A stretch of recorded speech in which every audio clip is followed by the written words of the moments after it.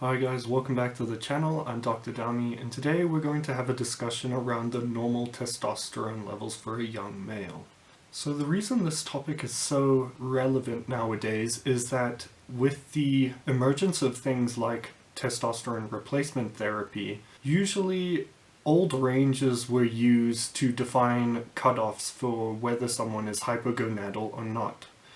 Traditionally, the cutoff used to be 300 nanograms per deciliter in American terms, and around 12 nanomoles per liter in the UK standard. But as time has gone on, more and more urologists and endocrinologists have realized that perhaps we shouldn't be using these ranges for younger men, since logically speaking, younger males should have a higher natural testosterone level than, let's say, someone in their 60s. So this thought has started research into defining what normal testosterone levels are within younger men. But again, I just want to preempt this whole video with the fact that serum testosterone levels, whilst important for the diagnosis of hypogonadism, is not the only thing that should be looked at when looking into testosterone replacement therapy. And this has been shown in multiple studies where now they are developing things like normograms, which take into consideration a variety of different symptoms and aspects of an individual's life, into whether or not they could benefit from testosterone replacement therapy. So the article I'm going to be referencing in this video is newly published. It was published on the 25th of October, and it is called "What is a Normal Testosterone Level for Young Men? Rethinking the 300 nanogram per deciliter cutoff for testosterone deficiency in men 20 to 44 years old." So what they did in this study is they divided categories further. So there were 20 to 24-year-old males, 25 to 29-year-old males, 30 to 34-year-olds, and then it goes on. And they essentially came up with reference ranges for each of those age groups, and they developed different cutoffs for each age group.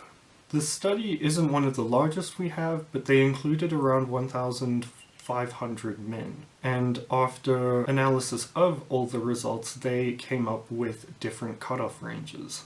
So for males between the age of 20 to 24, 409 nanograms per deciliter was defined as the cutoff. This would correlate to about 14 nanomoles per liter. And then for 25 to 29-year-olds, it was 413, and it goes on to 359 for 30 to 34-year-olds. I'll post the picture up. And then 352, and then 350. But again, there's always discrepancy with these reference ranges, as those are cutoffs. So essentially, they always have gray areas or gray zones in which an individual may be placed between, let's say, if it was a young man, between 400 and 500. So in the normal 400 to 500 nanogram per deciliter 24-year-old, let's say, they may not require testosterone therapy. However, if they have other symptoms and other complaints that correlate to hypogonadism, then they might be a candidate for testosterone replacement therapy. So again, I think research like this is important because it is breaking down these barriers of access to things like testosterone replacement therapy, which for some reason have been kept up for quite a while, even though access to hormonal therapy in women is fairly easy nowadays.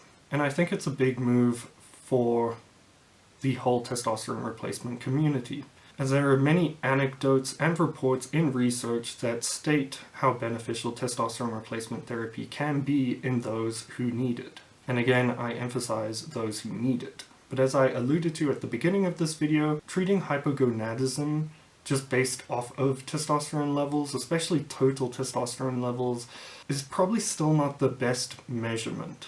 And I think the community, especially the andrological community, is moving away from total testosterone and placing more emphasis on free testosterone, things like luteinizing hormone, as well as signs and symptoms that are included under questionnaires such as the ISSP or other questionnaires regarding erectile dysfunction and similar symptoms of hypogonadism. So whilst this new study is, I wouldn't call it groundbreaking, but important, since it is improving access to younger men who do need testosterone replacement therapy, it's not the be-all and end-all, since traditionally a lot of practitioners have started to move from just looking at testosterone levels in isolation. So if you are a young man and you do have hypogonadal symptoms and your testosterone levels are low normal, perhaps you should consider looking into this article and see whether you actually reach the low end of the range.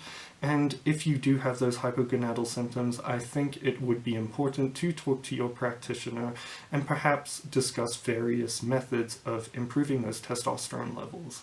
Since testosterone deficiency can lead to a whole bunch of problems, not only mentally but also physically and metabolically.